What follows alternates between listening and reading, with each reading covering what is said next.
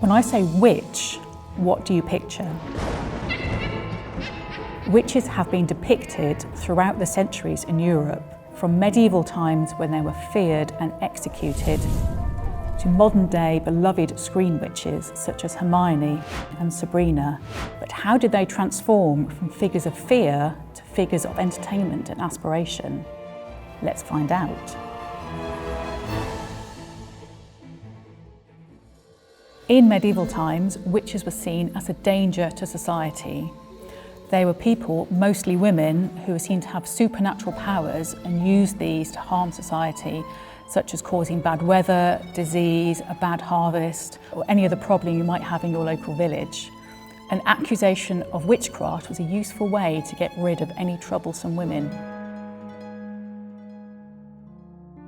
This book, the Malleus Maleficarum, the Hammer of Witches, was instrumental in propelling the idea of witches and their evil nature into the popular consciousness, and was a catalyst for the witch trials and executions that led to the death of tens of thousands of people.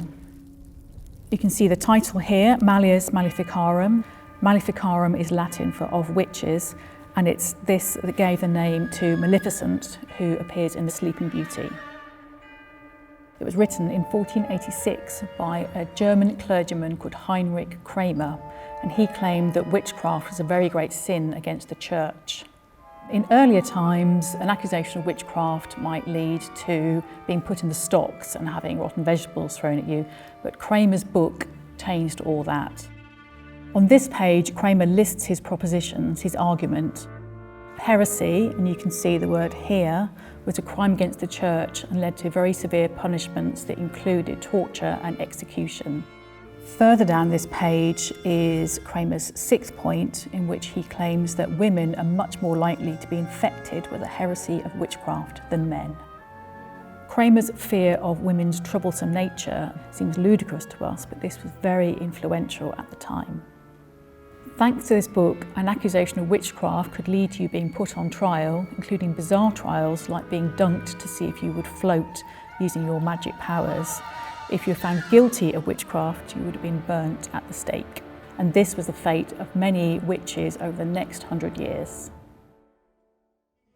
Images of witchcraft proliferated in the 15th and 16th century at the height of the time of witch trials.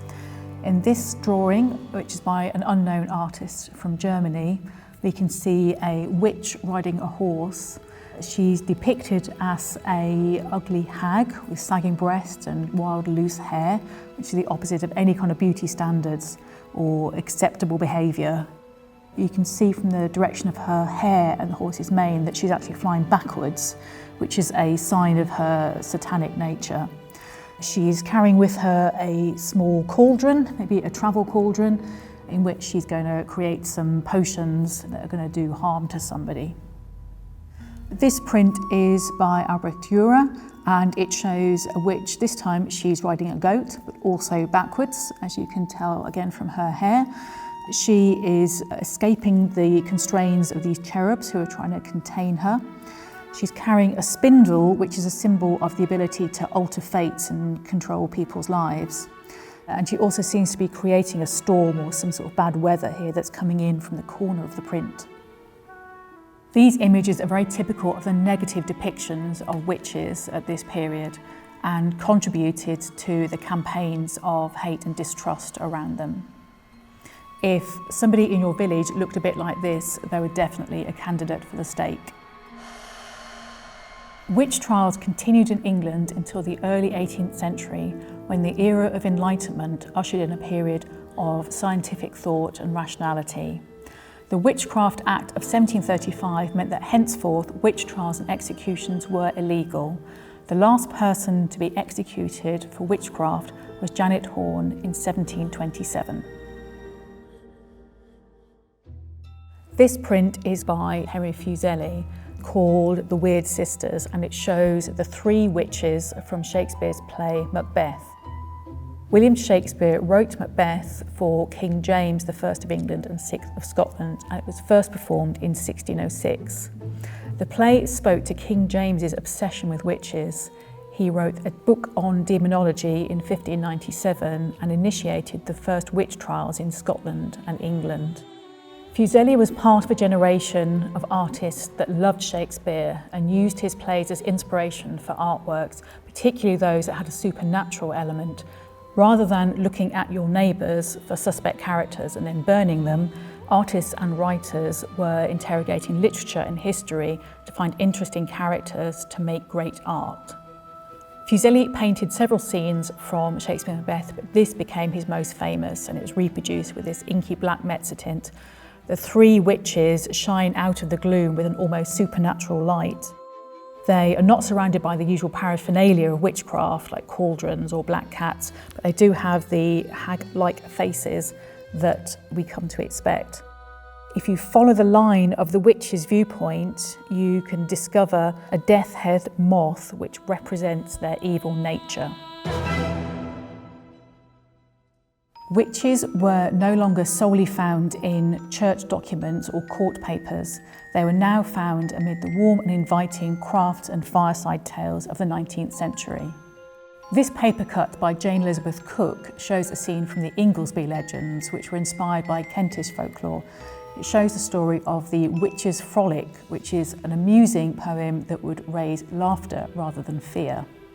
It tells the tale of a young scoundrel called Rob Gilpin, who you can see here, who has a night out with three witches. They break into the larder of the local vicar and have a wild party, eating and drinking all his food. This scene shows the moment where all the household staff try and break up the party. The witches, of course, fly off and escape, and Rob Gilpin is arrested. Jane Cook created this delicate paper cut for her children, so perhaps it's one of their favourite stories. I don't know what they thought of the tale, but if it was me, I would love to go on a witch's frolic. Another classic children's story featuring witches is, of course, The Wizard of Oz, written by L. Frank Baum in 1900. This nuanced portrayal of witches, including both good and bad witches who could help and hinder, was said to be inspired by the author's mother-in-law, who was a suffragette who reclaimed the idea of witches as powerful and educated women who were stigmatised and persecuted by the church and society.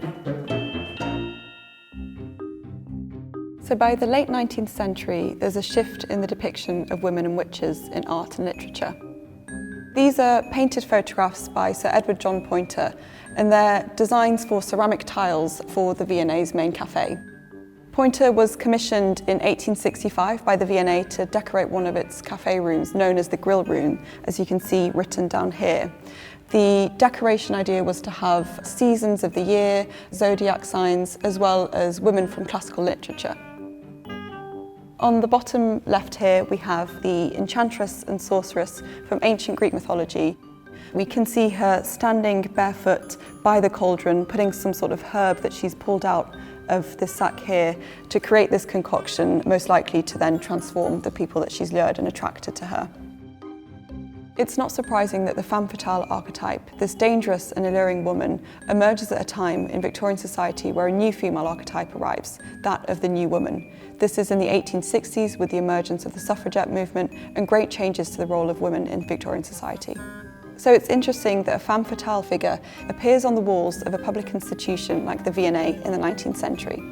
Is it a celebration of these powerful women, or is it a cautionary tale? This is a design for a fancy dress costume by Léonceau, who was a fashion and theatre designer, as well as an illustrator known for his series L'Art du Travestissement, which means the art of fancy dress. This design came to the V&A through the collection of Charles Frederick Worth, the British-born couturier who was based in Paris. Charles Frederick Worth was known for his great detail and lavish fabrics and trimmings, so it's no surprise that this would have been an illustration he was drawn to. He acquired a lot of these fashion plates and fashion illustrations as reference points that would have been used for him to create fancy dress costumes. This example shows a witch or a sorceress that we can recognise through a pointy hat with this sort of veil going down the bottom. Playing cards over here, as well as different astrological motifs such as moons and stars, and these pointy shoes with a bow and a buckle. This representation of a witch would have been inconceivable in the medieval period. We're moving away from the old hag archetype, the scary witch, or even the dangerous temptress. It's overall a more positive time for witches. This is an album of erotic postcards from the Milford Haven collection of over 442 postcards from Italy, Germany and France. This one here is from around 1905, and at the bottom of the postcard we read Sorcières en Elphaba, meaning witches on their way to the Sabbath, which was a gathering of people who practice witchcraft. And afterwards it says Pas plein de belly, which means the broomstick has nothing to complain about, which is obviously a saucy joke. So these 4 women here are obviously sexually liberated witches. They're on their way to the Sabbath, riding a broomstick, the phallic symbol. You can see the sort of suggestive stocking slipping down.